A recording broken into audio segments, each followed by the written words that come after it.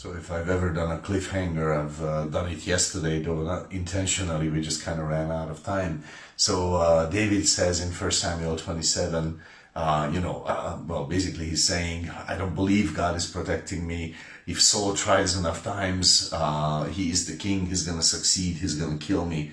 And so welcome to this simple truth from the Word of God. And David made a mistake. He confessed something either in his heart or publicly, that where he said, I do not believe, I do not walk in faith. I am believing that the enemy's attack is stronger than the hand of God. And that was a major mistake, of course, because that's why the Word records it, so that we could learn from it and we wouldn't make the same mistake, that we wouldn't agree with the power of the enemy. Who does it help? It doesn't help our relationship with God. It doesn't help our soul. And it definitely only encourages the enemy to continue, because he believes he's winning. Probably I am helping him. So that was one side of the story. What's on the other side? And I think if we look at Jesus's apprehension when he was taken captive at the end of his ministry and sentenced to die on the cross, the way he related, the way he talked to, let's say, to Pilate in Mark 15, he just says, it is as you say.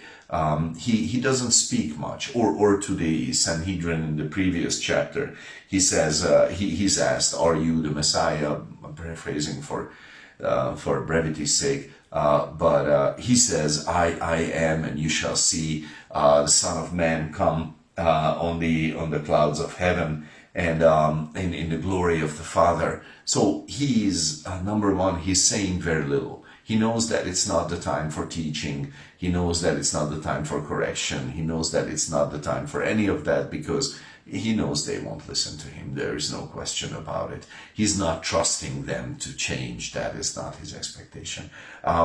So he speaks very little.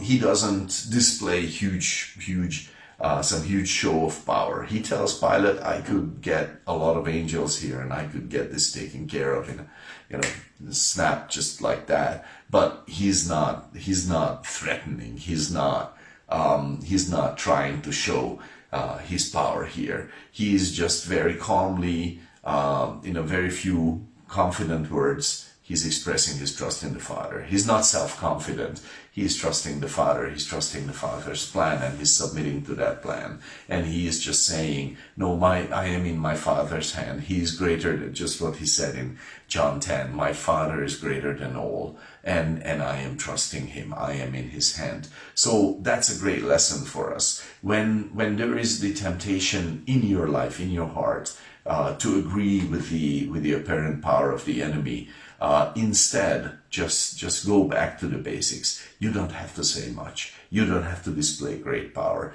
You don't have to be very self-confident. It's not about self-confidence. It's about being confident in God and saying in our hearts and speaking out loud, I know I am in my Father's hand. I don't know how this is going to work out. Maybe your attack will succeed. I have no clue. But I know this, I am in my Father's hand, and he has a good plan for me, and I am counting on him, and I am trusting him, and I'm going to go through this whole thing with him. And that is the right way of relating to the attack that comes into our life. Let it be accusation, let it be an attack against our, finances, health, anything.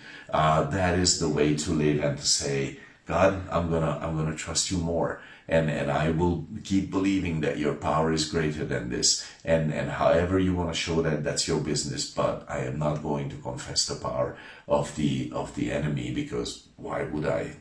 I'm not a believer in the enemy. I'm a believer in you. That's how I'm going to live life. So our confession matters a lot this way. So God bless your day with that. And I trust it does bless your day.